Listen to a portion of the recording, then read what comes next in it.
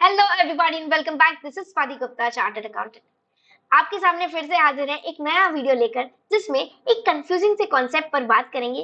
Frequently asked question है, उसको simplify करने की कोशिश करेंगे। इसके लिए मैं आपको एक एग्जांपल लेना चाहती हूँ प्रैक्टिकल बैलेंस शीट का, कि ऐसा सिनेरियो आया प्रैक्टिकल में तो किस तरीके से डील करें, इसके बिहाइंड कॉन्सेप्ट क्या है। एक सिंप्लीफाई सी जर्नल एंट्री भी पास करेंगे, जिससे कॉन्सेप्ट क्रिस्टल क्लियर हो जाएगा। Okay, let's begin.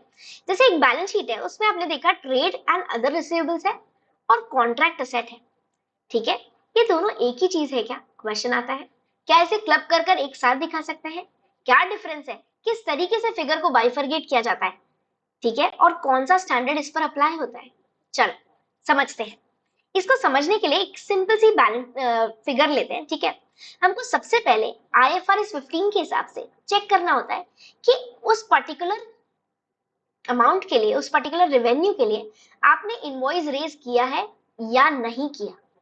Okay, invoice raise किया है, बिल काटा है अगर, ठीक है, या बिल नहीं काटा। अगर बिल काटा है मतलब आपका अनकंडीशनल राइट है, अनकंडीशनल राइट अराइज हो जाता है। और इसलिए जितने भी अमाउंट के लिए आपने बिल रेज कर दिया है, इनवॉइस रेज कर दिया है, आप उसे ट्रेड रिसीवेबल, जिसे आप प्यार से डेटर्स भी बुलाते हैं, रिकॉर्ड कर सकते हैं। ठीक है, जितने भी पार्ट के लिए आपने रेवेन्यू रिकॉर्ड किया पर उसके अगेंस्ट आपने इनवॉइस रेज नहीं किया है, अलाउड नहीं है, परमिटेड नहीं है, एज पर द कॉन्ट्रैक्ट नहीं कर सकते। इसका मतलब कंडीशनल राइट है, इसका मतलब कंडीशनल राइट है, और इसलिए इतने अमाउंट को आप कॉन्ट्रैक्ट असेट की तरह रिकॉर्ड करते हैं। ठीक है, important part, contract asset is not a financial instrument, कोई फाइनेंशियल इंस्ट्रूमेंट नहीं है, इसलिए आपको सेपरेटली रिकॉर्ड करना पड़ेगा। Whereas trade receivable is a financial instrument. Okay, important बात है। एक सिंपल सा एग्जांपल लेते हैं। चलो, फॉर एग्जांपल IFRS 15 के हिसाब से है ये। कॉन्ट्रैक्ट हुआ पार्टी ए और पार्टी बी के बीच में, 1 मार्च को हुआ, और बोला 4 महीने का कॉन्ट्रैक्ट है 40 मिलियन का। ठीक है, हमारा FY हम गिन रहे हैं एक बार के लिए, हम गिन रहे अप्रैल से मार्च, अपना बेसिक फाइनेंशियल ईयर।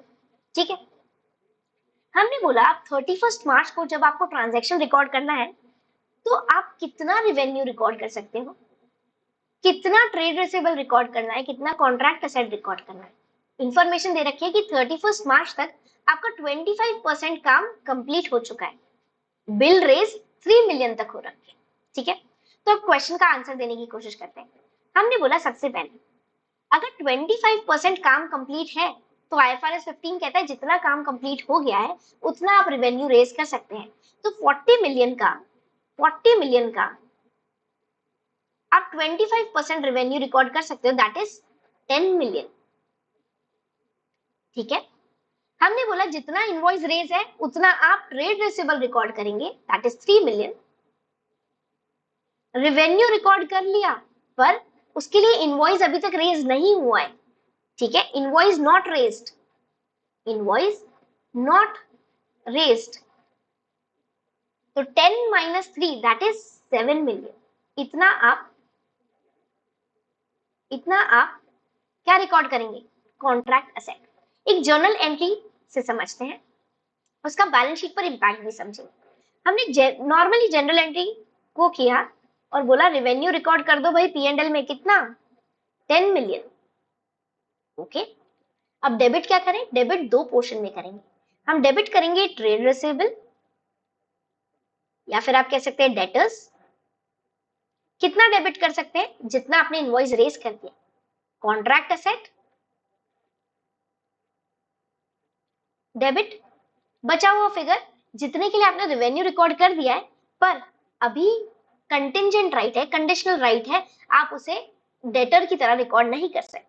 ठीक है, तो हमारे क्वेश्चन के हिसाब से हमने बोला 3 मिलियन तो आप ट्रेड रिसीवेबल रिकॉर्ड कर लो, और कॉन्ट्रैक्ट असेट करो कितना? 7 मिलियन। ठीक है, ये आपका जाएगा बैलेंस शीट में, ये भी आपका दिखेगा बैलेंस शीट में। ये आपका रहेगा फाइनेंशियल लाइव असेट के अंदर, जबकि ये आपका नॉन फाइनेंशियल एसेट के अंदर रहेगा। रेवेन्यू आपका जाएगा पीएल में, पीएनएल में, ठीक है। एक बार बैलेंस शीट पर इंपैक्ट देखते हैं। आपकी बैलेंस शीट कैसे दिखेगी? जो आपका बैलेंस शीट है, या फिर आप कह सकते हैं स्टेटमेंट ऑफ फाइनेंशियल पोजीशन, ठीक है। इसमें हमने बोला असेट साइड। असेट साइड में आपका आता है नॉन करंट असेट। हम एक बार करंट असेट की बात ही करते हैं, सॉरी, करंट की डायरेक्ट बात कर लेते हैं। करंट असेट, ठीक है। करंट असेट में आपके पास दो चीजें आती है, फाइनेंशियल और नॉन फाइनेंशियल,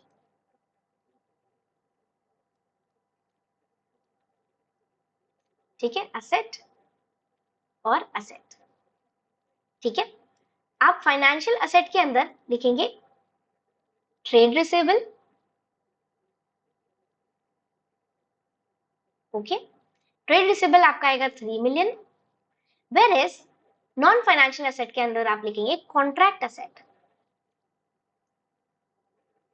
और ये दिखेगा आपका 7 मिलियन।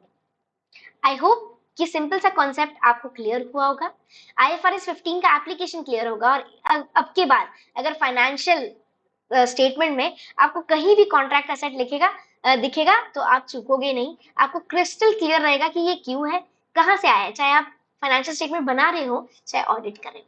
उम्मीद है आपको ये वीडियो से कुछ हेल्प मिली होगी, इन्फॉर्मेशन मिली होगी। वीडियो अच्छा लगा तो लाइक शेयर सब्सक्राइब जरूर से करें। डिस्क्रिप्शन बॉक्स जरूर से चेकआउट करें, वहां पर हमने लिंक्स दे रखे हैं नोट्स के, कोर्सेज के, उसमें एनरोल करें और हमें सपोर्ट करें। This is Swati Gupta, chartered accountant. See you in the next video. Till then take care, be safe, stay tuned.